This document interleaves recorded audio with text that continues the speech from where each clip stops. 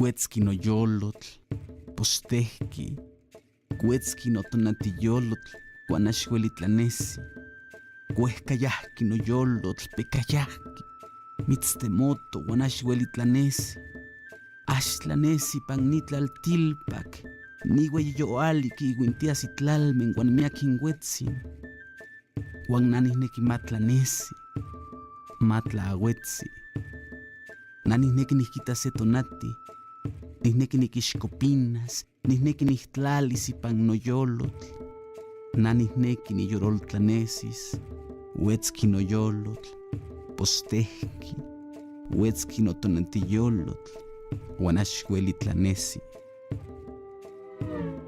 La arqueoastronomía es conocida como la disciplina que estudia las creencias y los conocimientos del cielo en las antiguas civilizaciones, basándose en los restos que se encuentran en las zonas arqueológicas de cada región. Las civilizaciones prehispánicas observaban el sol con sus propios ojos, sin telescopios. Y aún así, sus contribuciones a la astronomía actual son palpables. Si bien es cierto que el desarrollo de la astronomía moderna occidental se origina principalmente en Mesopotamia y la antigua Grecia, de nuestros antepasados heredamos la motivación y el interés apasionado por investigar las causas y descubrir los secretos que se encuentran ocultos a la simple vista. Del mismo modo, a partir de su estudio, podemos adentrarnos en la filosofía y la evolución sociológica de aquella civilización. Cuando hablamos en el México prehispánico de los observatorios, es importante que consideremos que la astronomía en la historia de la humanidad podemos dividirla en dos grandes periodos. Es el año de 1609 el que marca la diferencia, porque después de 1609 la astronomía será esencialmente óptica, tendremos los telescopios. Antes de 1609 no tenemos entonces los telescopios y por lo tanto la astronomía se desarrolla únicamente con la capacidad visual de los seres humanos. La arqueoastronomía es una disciplina relativamente nueva, surgida a partir del enigma que presentan algunos sitios arqueológicos en relación con sus estudios astronómicos. La principal fuente de información acerca de la astronomía prehispánica son sus calendarios, a través de los cuales se puede ver que conocían a la perfección el año solar y los ciclos de Venus y de las Pléyades. Además, los mayas adquirieron un amplio conocimiento sobre los ciclos y las fases lunares que registraron en tablas de lunaciones y eclipses. Conforme más nos adentramos en el estudio arqueoastronómico, son más las cosas que descubrimos y más las incógnitas que se presentan. Sin embargo, hay algunas conclusiones que podemos tener por seguras. Los calendarios mantienen una íntima relación con el desarrollo cultural, la escritura, la formalización de conceptos matemáticos y la elaboración de estelas con inscripciones, todo lo cual, en conjunto, refleja una luz de inquietudes sociales, económicas, políticas y científicas. Hacia el año 650 de nuestra era, se levantó Xochicalco y tuvo un esplendor hasta el año 900. Por 250 años este fue uno de los centros más importantes de la Mesoamérica. Y resulta interesante que la relevancia que tiene este sitio arqueológico está ligado con los cielos. Xochicalco está amarrado al cielo porque desde aquí tenemos diferentes elementos astronómicos. Tal vez el más sorprendente es pensar ver el cielo desde el inframundo, y es que el ingenio mesoamericano adaptó algunas de las cuevas que aquí tenemos, así las consideraban cuevas. La verdad sabemos, por estudios posteriores, que eran minas, las cuales se extrajo material para construir la ciudad. Antonio Alzate desde el siglo XVIII ya nos habla y empieza a haber estudios sobre estas. Van a pasar muchos años y muchos investigadores tratando de explicar por qué fue toda esta elaboración de las cuevas. Lo más relevante es que desde esta se pudo observar el cielo y resulta entonces sorprendente pensar cómo desde el inframundo, desde una cueva, puede ser conmensurable el cielo. Estamos justamente a la entrada de la famosa Gruta del Sol de Xochicalco. Además de los calendarios, hay otro aspecto que merece especial atención: los observatorios. En ciudades como Xochicalco, Monte Albán y Teotihuacán, se encuentran cámaras con una perforación en sus partes superiores, a través de la cual pasaba el sol. En el caso de Xochicalco, la observación del cielo llegó al punto en que los días en que el astro rey se encuentra en su cenit, la cámara se ilumina por completo, y era una señal para comenzar los ciclos de siembra. A la fecha, este fenómeno puede seguirse apreciando.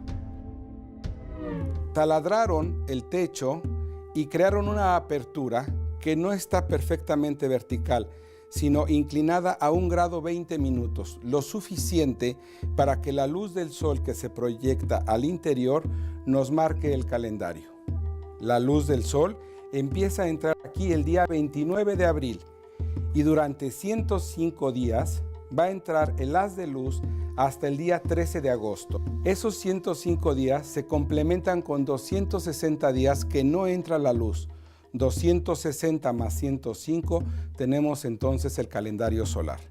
Los 260 días nos recuerdan el calendario ritual mesoamericano. No es simplemente nada más ver el paso cenital del sol, sino la primera entrada del sol el 29 de abril y su último día que entra el 13 de agosto. Con esto vemos la erudición ancestral por poder conocer o conjuntar en un solo lugar el tiempo y el espacio.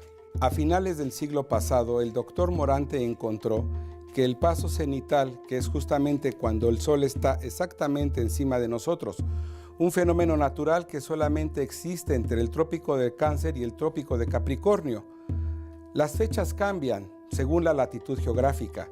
Aquí corresponde al 15 de mayo y al 28 de julio. El hecho más importante es entonces que no solamente marca el paso cenital del sol, sino también el de la luna. Y a otros arqueólogos se han venido interviniendo posteriormente y aseguran que también se medía desde aquí las paradas de la luna durante la luna llena. Eso habla de lo sofisticado que fue la astronomía y la observación del cielo en el México antiguo. Estudios más recientes apuntan que el paso cenital de la luna podía hacerse desde esa observación los cálculos de los nodos para entonces poder predecir los eclipses.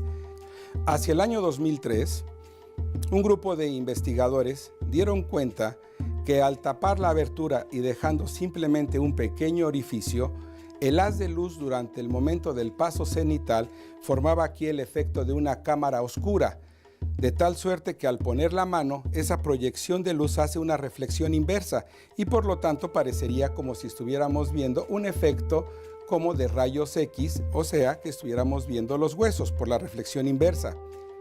Ese fenómeno también ayuda como si fuera un solarscopio, de tal suerte que el sol en su momento cenital proyectaría en la parte baja las manchas solares. Algunos consideran que con un buen clima, con una atmósfera limpia, durante el paso cenital de la luna se pueden proyectar en la parte inferior las manchas de la luna y aún también los cráteres. La contemplación de los astros a lo largo del tiempo trajo consigo avances trascendentales para la humanidad. El desarrollo de nuevas herramientas llevó al hombre a traspasar sus propias fronteras. Visionarios como Galileo Galilei, Copérnico, Leonardo da Vinci y el propio Cristóbal Colón cambiaron la historia gracias a estos primeros conocimientos. Este es el Templo de las Serpientes Emplumadas, en donde encontramos una corrección calendárica grabada en la fachada poniente, la cual consiste principalmente en un glifo, que es el glifo 9 Casa, que está en la parte central, del cual parten 2 manos. La mano del lado derecho está sosteniendo lo que se ha relacionado con un 0 o un marcador de inicio de un calendario, y la mano izquierda está sosteniendo una soga con la fecha 11 o Somatli, 11 mono.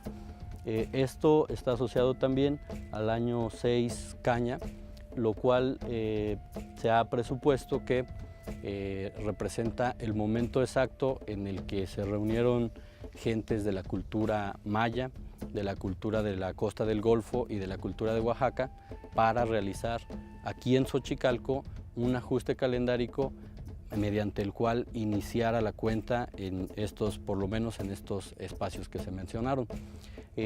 Esto está asociado también en la parte superior, en el paramento recto que tenemos en con la representación de un eclipse total de sol, representado precisamente por una mandíbula descarnada que está mordiendo a un círculo dividido en 4 partes, el cual, asociado junto con el sacerdote que tenemos en la parte de atrás, que porta un sahumador, es lo que le da la indicación de sacerdote, y el tocado, que representa el conteo del tiempo, el señor del tiempo, que es un triángulo y un rectángulo entrelazados. Todo esto hace referencia a un eclipse total de sol, como lo mencionábamos, que se dio en el año 743 después de Cristo, coincidente con el tiempo en el que Xochicalco tuvo su desarrollo y su máximo apogeo, que es entre el 600 y el 950 después de Cristo, durante el periodo epiclásico mesoamericano. Arqueoastronomía es la disciplina científica que se encarga del estudio de los monumentos antiguos en relación con los astros. Y no solamente los monumentos, también los instrumentos. Por eso estamos aquí, porque es un magnífico ejemplo. Tenemos en la parte superior un sacerdote, y en el tocado posiblemente sea un instrumento que servía con los ángulos que guarda para medir las sombras y por lo tanto la posición del sol. Además de ello, también tenemos la iconografía, como podemos ver aquí, que se marcan fechas calendáricas y ceremonias como el Fuego Nuevo. Entonces, la arqueoastronomía incluye monumentos, instrumentos y mitos, todo relacionado con los dioses de la antigüedad que de alguna forma estaban asociados al cielo, porque del cielo venía el orden del cosmos que las sociedades de la antigüedad deseaban para su comunidad. Para construir un calendario riguroso que les permitiera sistematizar los acontecimientos importantes, todos los pueblos americanos precolombinos, desde Canadá hasta la Patagonia, tuvieron que levantar construcciones o trazar dibujos en el suelo con el fin de que funcionaran durante muchos siglos como auténticos almanaques de piedra. Nos encontramos aquí en la fachada norte del Templo de las Serpientes Emplumadas, en donde podemos encontrar 2 cuerpos de serpientes emplumadas como motivo principal, dispuestos de manera ondulante, con la característica precisamente de tener plumas a lo largo de todo el cuerpo, así como caracoles recortados, y entre ellos también pequeñas cuentas circulares que se conocen como chalchihuites. Esto nos da cuenta de lo sagrado de la serpiente. Nos revela también una influencia muy notoria de la costa del Golfo. Estas representaciones son muy encontradas en el área del Tajín, que es contemporáneo a Xochicalco, precisamente del periodo epiclásico. Y entre los cuerpos ondulantes de la serpiente encontramos representaciones de sacerdotes mayas. Estos pues portan un tocado también de una serpiente, y en algunos casos aparentemente están emitiendo alguna palabra, alguna información sagrada por las características de las plumas que acompañan a los glifos, que están relacionados con lo que emana de la boca. Adicionalmente también tenemos la representación del Fuego Nuevo, relacionado con la fecha 9 Ojo de Reptil, que se repite constantemente alrededor de todo el templo. Y en la parte superior tenemos nuevamente sacerdotes del cómputo del tiempo, pero cada uno con características diferentes de posiblemente el lugar específico de donde vienen. Tenemos algunos ejemplos como un par de pies cruzando un río, aquí en la parte superior. Tenemos animales que pueden ser relacionados con el glifo emblema del lugar de donde procedían, y en todos tenemos continuamente y constantemente, de manera invariable, la representación del eclipse total de sol. Esto es lo que conforma de manera general al Templo de las Serpientes Emplumadas, que hay que recordar estuvo, además de estar petrograbado, estuvo estucado y tenía capas de pigmentos, tenía capas de colores. Lo podemos apreciar en algunos restos todavía. Y bueno, tiene aproximadamente ya 100 años, más de 100 años de investigaciones científicas, y está reportado dentro de Xochicalco desde el siglo XVI por Fray Bernardino de Sahagún, y es uno de los 2 motivos por los cuales fue inscrito Xochicalco dentro de la lista del Patrimonio Cultural de la Humanidad, simplemente por el Templo de las Serpientes Emplumadas, y por ser un ejemplo excepcionalmente conservado de una ciudad del periodo epiclásico mesoamericano con todas las características que presenta, encontrado aquí en México. Nos encontramos en la Plaza de la Estela de los Dos Glifos en Xochicalco, un lugar muy significativo porque el eje de simetría de esta plaza está a los extremos que alcanza el sol durante el amanecer y el ocaso. Tenemos entonces que un observador en la estela que está a mi espalda, viendo hacia el este al amanecer, verá en el extremo derecho el solsticio de verano, esto es, al norte. El sol tendrá un movimiento durante el año sobre el templo que tenemos frente a nosotros y justamente en el eje de simetría central verá salir el sol para el día del equinoccio. El sol sigue su movimiento aparente hacia el sur y llegará entonces al solsticio de invierno. Eso lo tenemos al amanecer.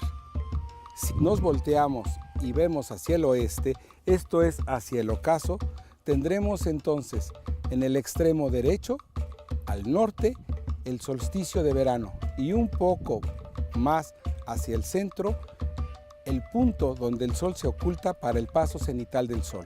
Y el paso cenital del sol es profundamente significativo aquí en Xochicalco, porque ya hemos entrado a la gruta Observatorio Solar o la Gruta del Sol, donde hemos visto cómo el sol lanza un chorro de luz que cae vertical el día del paso cenital.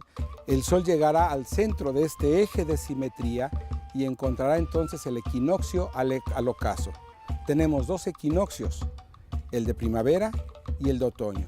El sol seguirá su movimiento entonces hacia la izquierda para llegar a su punto máximo en el sur, que será el solsticio de invierno. Así que desde esta estela lo que tenemos es un eje de simetría a través del cual tenemos los rumbos del universo al amanecer y los rumbos del universo al ocaso. Así se hace conmensurable en un espacio el tiempo que da orden a los hombres.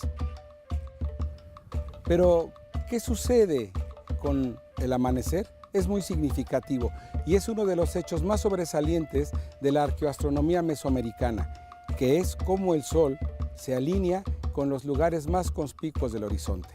El sol levanta sobre la cumbre del Popocatépetl, así que las montañas o los elementos significativos o conspicuos de un paisaje, ese horizonte se sacraliza y se vuelve un referente para el tiempo. Aquí en Xochicalco, el día del paso cenital, el sol saldrá sobre la cumbre del Popocatépetl y se irá a ocultar en el rumbo que marca con referencia al edificio que se encuentra atrás de mí en su extremo derecho. Es así como se hace conmensurable el orden del cosmos y la concepción del hombre con respecto a los cielos. Nos encontramos en el extremo suroeste de la Plaza de la Estela de los Dos Glifos. Y justamente por debajo de este emplazamiento encontramos el juego de pelota sur. Es muy interesante el alineamiento que tiene este juego de pelota. Esencialmente sigue el eje de simetría este-oeste, salida y puesta del sol. Es también la orientación de la eclíptica, por donde los planetas levantan y también la luna. Es un gran rumbo que tiene una anchura de más de 20 grados, por la cual desfilan los principales cuerpos celestes que fueron significativos en las culturas ancestrales. Cuando pensamos en las constelaciones, por ejemplo, nosotros podemos decir que vemos Orión, pero en el mundo prehispánico estos asterismos, porque ese es el nombre, asterismos, asociaciones idílicas o simbólicas que las culturas hacen de las estrellas buscando conjuntos a los cuales les da un significado y un simbolismo, lo que para nosotros es el cinturón de Orión o lo que los niños conocen como los tres reyes magos, es el mamahuachtli. Es justamente el instrumento para hacer el fuego precioso para lo que va a ser el fuego nuevo. Así que no tenemos todavía la información con certidumbre para poder decir qué constelaciones. Sabemos que tenían un zodiaco de 13 casas, una relacionada con cada lunación. 13 lunaciones de 28 días son 364 días.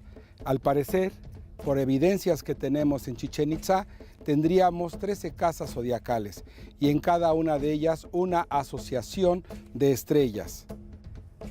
Además del zodiaco, existían algunos elementos, como podrían haber sido Géminis, que es el gran mercado, o podría decirse también el Mamahuachtli que he comentado, que es la constelación de Orión. No nos han quedado muchos documentos. Sabemos que eran muy importantes las Pléyades, entre otras de las constelaciones o de los grupos de cuerpos celestes que para hoy nosotros son significativos. Este es todavía un campo de investigación que irá realizándose esencialmente con fuentes etnohistóricas, con códices y con elementos que nos llegan del siglo XVI y de algunas culturas que todavía sigue viendo en el cielo la sacralidad de sus ancestros. Es entonces esta astronomía antigua la que conocemos como astronomía posicional y se basa, en el caso de Mesoamérica o de algunos otros lugares, de edificios como el que tenemos allá al fondo, el cuales se convierten en el eje de observación a partir del cual se ven los cielos y cómo pareciera que en esa bóveda los astros desfilan y caminan en un proceso de eterno retorno. Entonces los sacerdotes astrónomos entenderán este movimiento y podrán predecir los sucesos que vienen. Es justamente este movimiento el que es capaz de decirle algo a los sacerdotes de la antigüedad. Ese movimiento, después de años y años de registro, permitirá a los sacerdotes astrónomos predecir los eclipses, saber cuándo va a ser un solsticio o un equinoccio. Si bien es cierto, no tenían una visión, una cosmovisión como hoy la tenemos del universo, sí habían hecho conmensurable, habían hecho cognoscible los astros. Y por lo tanto tenemos aquí uno de los grandes desarrollos científicos de la antigüedad, la astronomía prehispánica. Desentrañar estos misterios es la labor que realizan los arqueoastrónomos, pioneros de una nueva ciencia que nos está mostrando la visión cósmica de las civilizaciones perdidas en los vaivenes de la historia.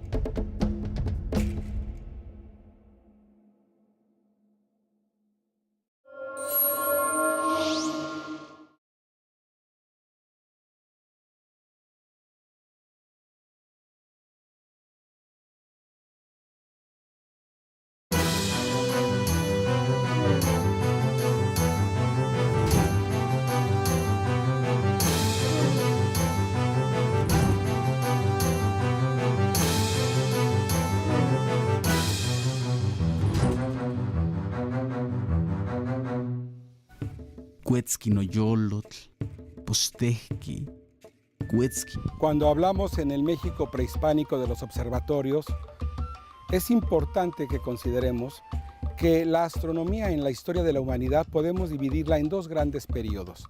Es el año de 1609 el que marca la diferencia, porque después de 1609 la astronomía será esencialmente óptica, tendremos los telescopios. Antes de 1609 no tenemos entonces los telescopios y por lo tanto la astronomía se desarrolla únicamente con la capacidad. Así, sus contribuciones a la astronomía actual son palpables.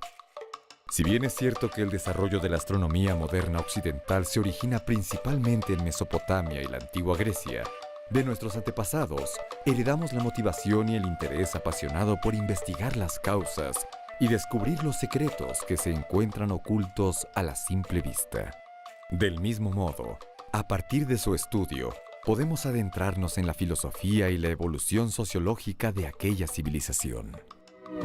Inotonantiyolotl, Guanaxhuelitlanesi, Cuescayahquinoyolotl, Pecayahqui, Mitztemoto, Guanaxhuelitlanesi, Axtlanesi, Panitlaltilpac, Nihueyoali, Iguintiasitlalmen, Guanmiaquinhuetzin, Guannanisnequi Matlanesi, Matlaagüetzi, Nanisnequi Nihquitase tonati, Nisnequi Niquixcopinas, Nisnequi Nihtlalis ipan noyolotl, Nanisnequi Niyoroltlanesis, Huetzqui noyolotl, Postejqui, Huetzqui notonantiyolotl, Guanaxhuelitlanesi. La arqueastronomía es conocida como la disciplina que estudia las creencias y los conocimientos del cielo en las antiguas civilizaciones, basándose en los restos que se encuentran en las zonas arqueológicas de cada región. Las civilizaciones prehispánicas observaban el sol con sus propios ojos, sin telescopios, y aún